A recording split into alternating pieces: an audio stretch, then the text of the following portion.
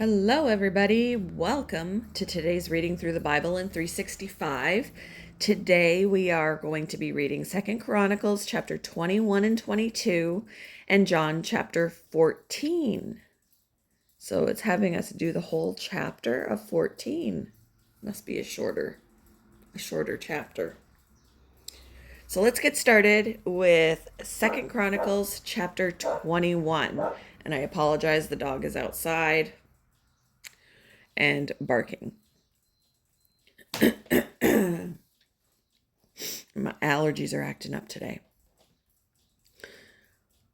When Jehoshaphat died, he was buried with his ancestors in the city of David.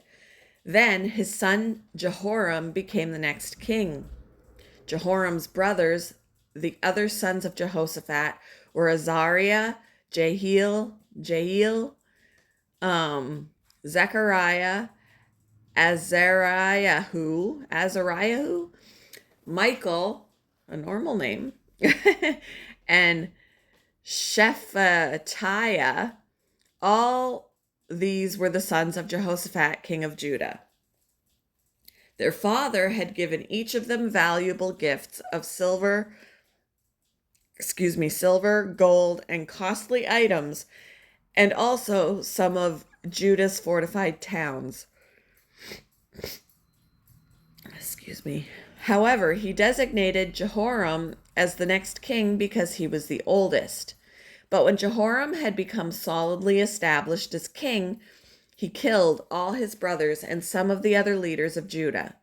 Jehoram was 32 years old when he became king, and he reigned in Jerusalem 8 years. But Jehoram followed the example of the kings of Israel and was as wicked as King Ahab, for he had married one of Ahab's daughters. So Jehoram did what was evil in the Lord's sight, but the Lord did not want to destroy David's dynasty, for he had made a covenant with David and promised that his descendants would continue to rule, shining like a lamp forever. During Jehoram's reign, the Edomites followed. No, they didn't follow. The Edomites revolted against Judah and crowned their own king.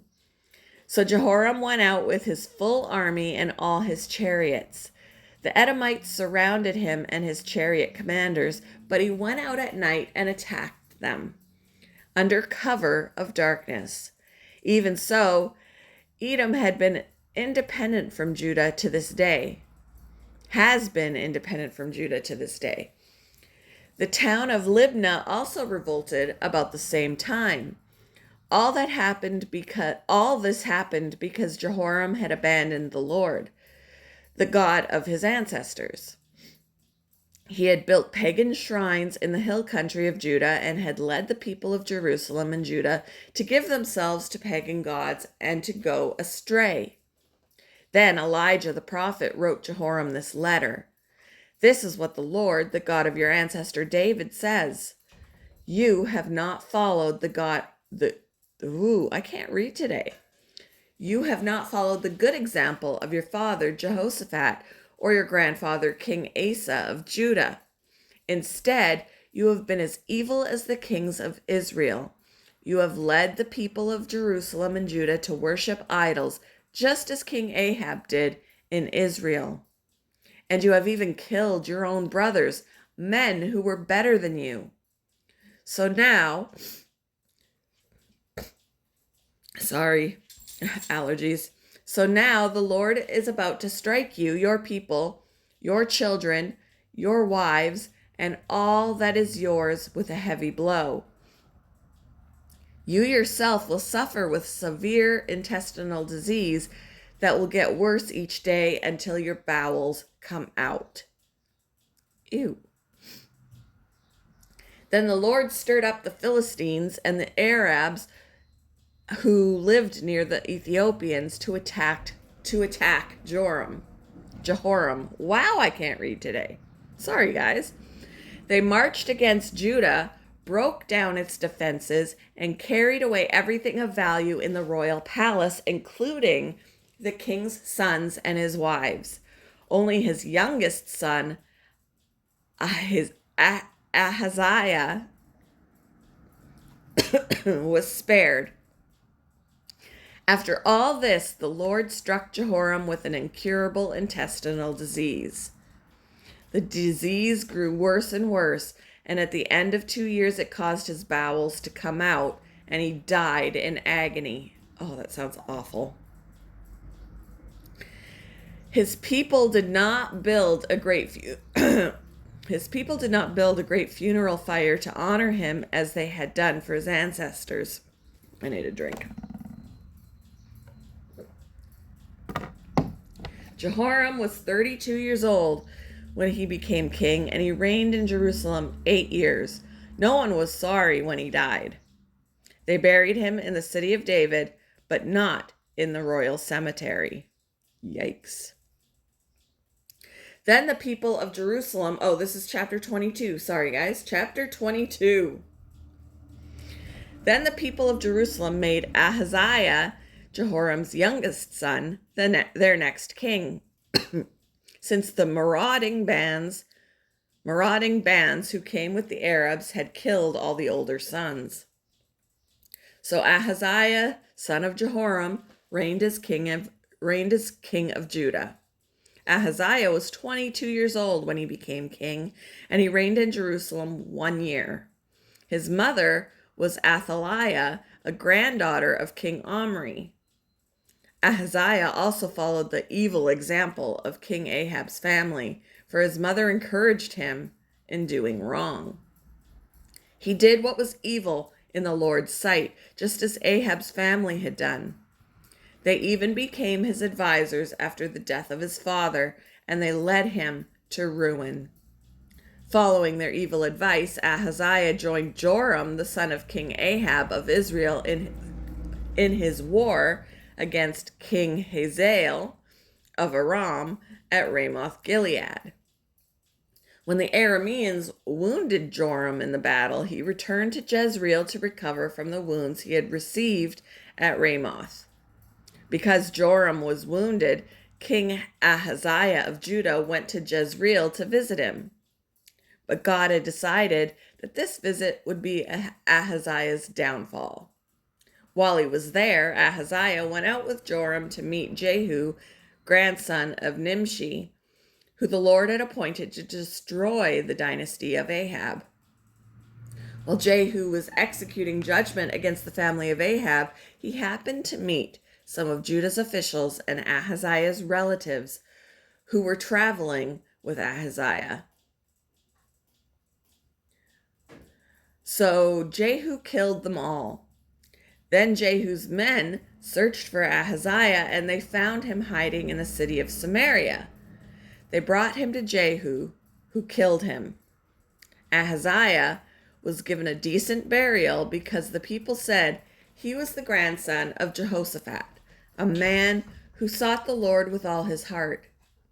But none of the surviving members of Ahaziah's family was capable of ruling the kingdom. When Athaliah, the mother of King Ahaziah of Judah, learned that her son was dead, the dog wants in now, she began to destroy the rest of Judah's royal family. But Ahaziah's sister, Jehosheba, the daughter of King Jehoram, took Ahaziah's infant son, Joash, and stole him away from among the rest of the king's children, who were about to be killed. She put Joash and his nurse in a bedroom. In this way, Jehosheba, wife of Jehoiada, the priest and sister of Ahaziah, hid the child so that Athaliah could not murder him. Joash remained hidden in the temple of God for 6 years while Athaliah ruled over the land. Excuse me, I didn't mean to... Woo. Okay. Moving on to John chapter 14. And it is just 31 verses, so. Don't let your hearts be troubled. Trust in God and trust also in me. There is more than enough room in my Father's home. If this were not so, would I have told you that I am going to prepare a place for you? When everything is ready, I will come and get you, so that you will always be with me where I am, and you know the way to where I am going." "No, we don't, Lord," Thomas said. "We have no idea where you are going, so how can we know the way?" Jesus told him, "I am the way, the truth, and the life. No one can come to the Father except through me. If you had really known me, you would know who my Father is. From now on, you do know him and have seen him." Philip said, "Lord, show us the Father, and we will be satisfied." Jesus said, "Have I been with you all this time, Philip, and yet you still don't know who I am? Anyone who has seen me has seen the Father. So why are you asking me to show him to you? Don't you believe that I am the Father and the Father is in me? The words I speak are not my own, but my Father who lives in me does his work through me. Just believe that I am in the Father and the Father is in me, or at least believe because of the work you have seen me do. I tell you the truth. Anyone who believes in me will do the same works I have done, and even greater works, because I am going to be with the Father. You can ask for anything in my name, and I will do it, so that the Son can bring glory to the Father. Yes, ask me for anything in my name, and I will do it. If you love me, obey my commandments. And I will ask the Father, and he will give you another advocate who will never leave you. He is the he is the Holy Spirit who leads into all truth. The world cannot receive him because it isn't looking for him and doesn't recognize him. But you know him because he believes. No, I can't read today. Because he lives with you now and later will be in you. No, I will not abandon you as orphans. I will come to you. Soon the world will no longer see me, but you will see me. Since I live, you also will live. When I am raised to life again, you will know that I am in my Father, and you are in me, and I am in you. Those who accept my commandments and obey them are the ones who love me. And because they love me, my Father will love them. And I will love them and reveal myself to each of them. Judas, not Judas Iscariot, but the other disciple with that name, said to him, "Lord, why are you going to reveal yourself only to us and not to the world at large?" Jesus replied, "All who love me will do what I say. My Father will love them, and we will come and make our home with each of them. Anyone who doesn't love me will not obey me. And remember, my words are not my own. What I am telling you is from the Father who sent me. I am telling you these things now while I am still with you.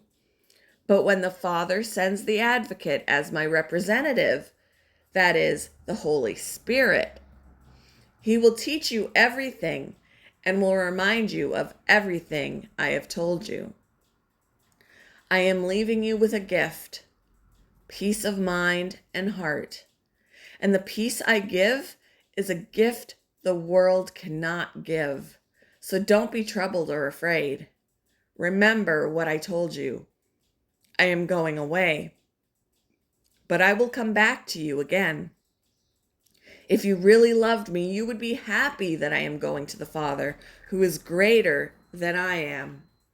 I have told you these things before they happen, so that when they do happen, you will believe.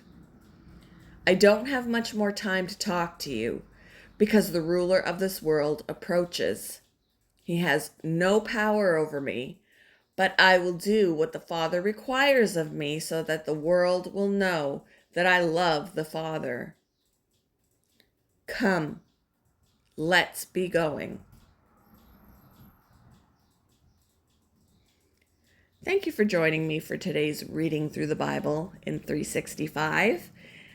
I hope you all have a wonderful day, and I will see you next time. Bye, guys.